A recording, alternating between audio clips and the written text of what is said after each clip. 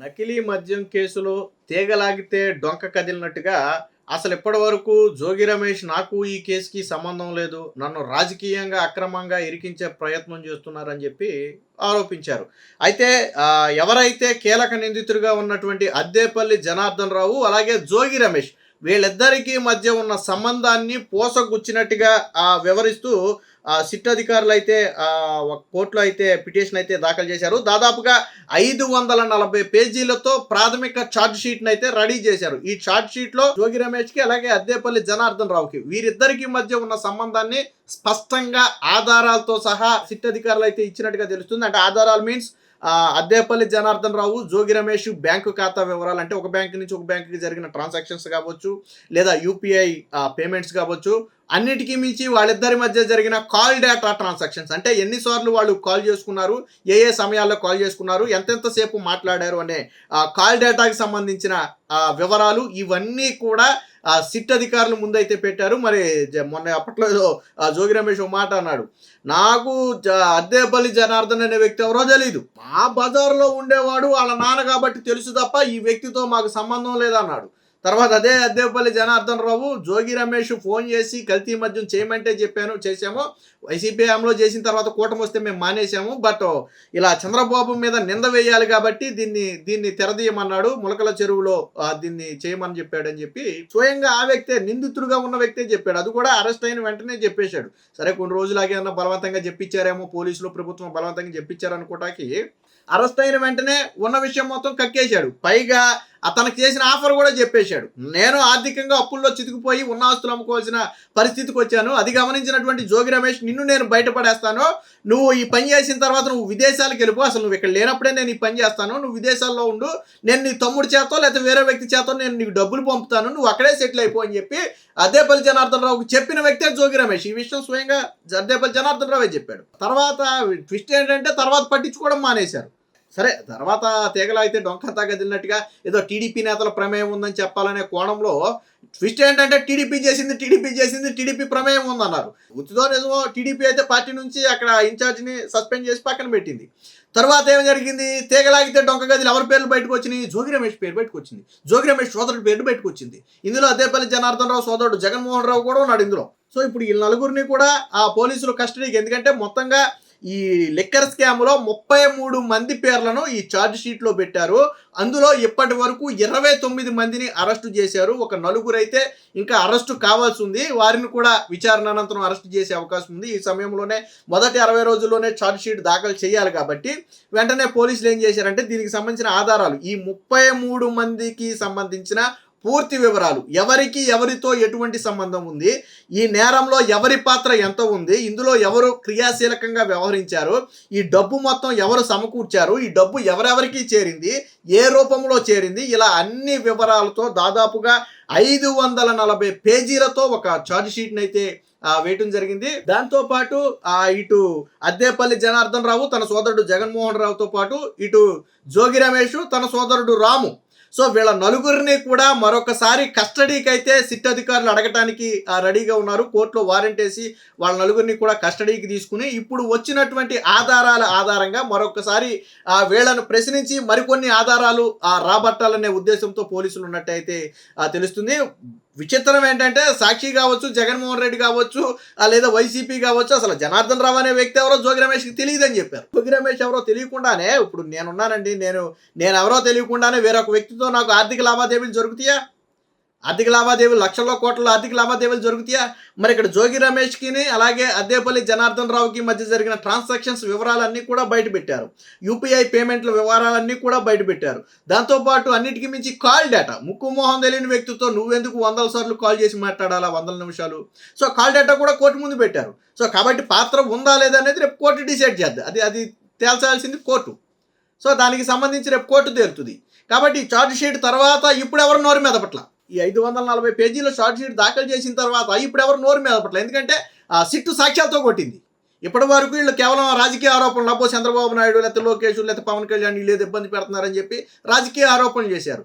వాళ్ళు ఇబ్బంది పెట్టడం కాదు, నకిలీ మద్యం తయారు చేసి దొరికిన అద్దేపల్లి జనార్దన్ రావుకి జోగి రమేష్కి ఎప్పటి నుంచి సంబంధాలు ఉన్నాయి ఆధారాలు బయట పెట్టారు. ట్విస్ట్ ఏంటంటే వైసీపీ అప్పుడు లింకులు కూడా బయటకు వస్తాయి. ఇప్పుడు వాస్తవానికి జోగిపల్లి జనార్దన్ రావు అనే వ్యక్తి కేవలం వైసీపీ హయాంలోనే తయారు చేశాడు. కూటమి ప్రభుత్వం వచ్చిన తర్వాత ఆపేశాడు. బట్ జోగి రమేష్ అనే వ్యక్తి ఫోన్ చేసి కల్తీ మద్యం తయారు చెయ్యి, ఆ తర్వాత నువ్వు ఇక్కడి నుంచి జంప్ అయిపోద్దాన్ని తయారు చేసి నేనే లీకులు ఇచ్చి మొత్తాన్ని కూడా ప్రచారం చేస్తాను. ఆ తర్వాత ఈ కల్తీ లిక్కర్ వ్యవహారం మొత్తాన్ని కూడా కూటమి నెత్తి మీద వేయొచ్చు. దాంతో పాత లిక్కర్ స్కామ్ కథ డైవర్ట్ అవుద్ది, మనకి కూడా పొలిటికల్ మైలేజ్ వద్దన్న ఉద్దేశంతో అద్దేపల్లి జనార్దన్ రావుతో చేయించాడు. లేకపోతే అద్దేపల్లి జనార్దన్ రావుకి అవసరం లేదు. అదే చెప్పేది, కూటమి ప్రభుత్వం వచ్చిన తర్వాత మేము చేయలే. అసలు ఎందుకు చేయలా? పోలీసులు కావచ్చు, ఆ వ్యవస్థ కావచ్చు, అందరూ కూడా స్ట్రిక్ట్ అయిపోయారు. చంద్రబాబు గారు కూడా యాక్షన్ స్పీడ్గా తీసుకుంటున్నారు కాబట్టి, దొరికితే తాట తీస్తున్నారు కాబట్టి వీళ్ళెవరూ ధైర్యం చేయలా. కానీ కేవలం అద్దేపల్లి జనార్దన్ రావుకు ఉన్నటువంటి ఫైనాన్షియల్ ఇబ్బందులను అడ్డం పెట్టుకుని జోగి రమేష్ చేయించాడు. మళ్ళీ అరే సామాను కూడా లేదు, సామాను కూడా తీసుకెళ్ళి పెట్టారంట. అక్కడ మునకలపల్లిలో లేదు, వాస్తవానికి వీళ్ళకి ఇక్కడ ఇబ్రహీంపట్నం దగ్గర ఉంది. గతంలో ఇబ్రహీంపట్నం దగ్గరే చేశారు.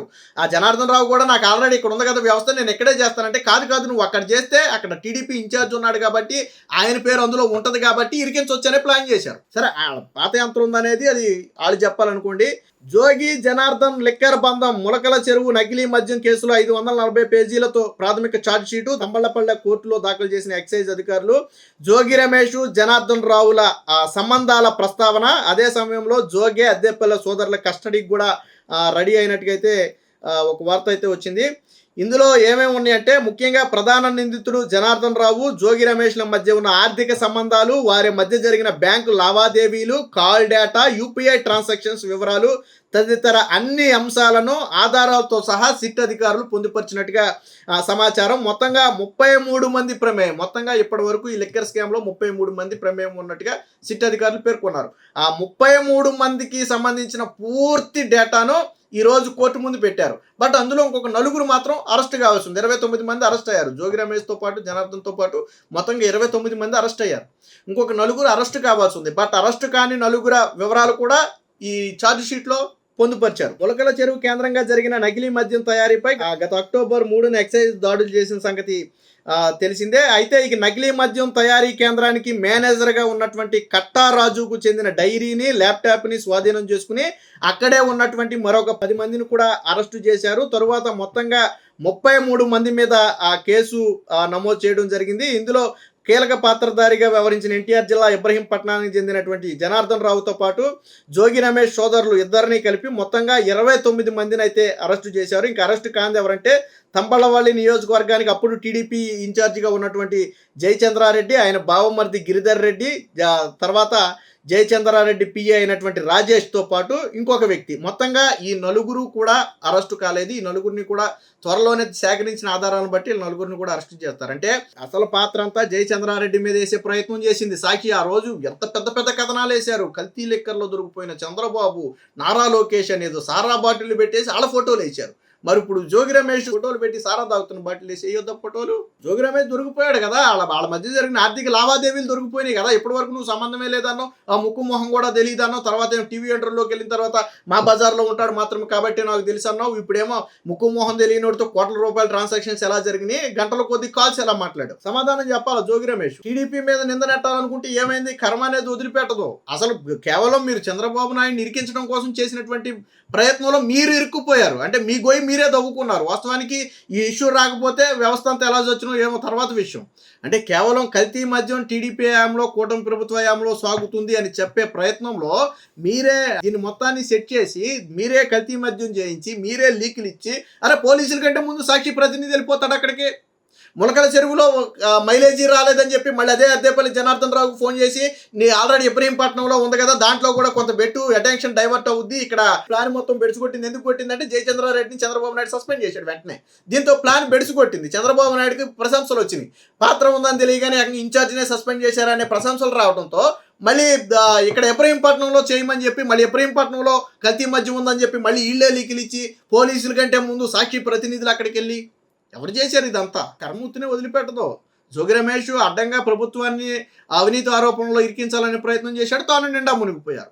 ఏదేమైనా మొత్తంగా ఈ లిక్కర్ స్కామ్ లో ప్రధాన నిందితుడు అద్దేపల్లి జనార్దన్ రావుకి, అలాగే మాజీ మంత్రిగా ఉన్నటువంటి జోగి రమేష్ కి మధ్య జరిగినటువంటి ఈ ఆర్థిక లావాదేవీలు కాల్ డేటా ద్వారా స్పష్టంగా అర్థమవుతుంది ఏంటంటే, ఇది మొత్తం జోగి రమేష్ కనుసన్నంలో జోగి రమేష్ చెబితేనే జరిగింది. ఇదే విషయాన్ని సిట్టు కూడా కోర్టులో చెప్పబోతుంది.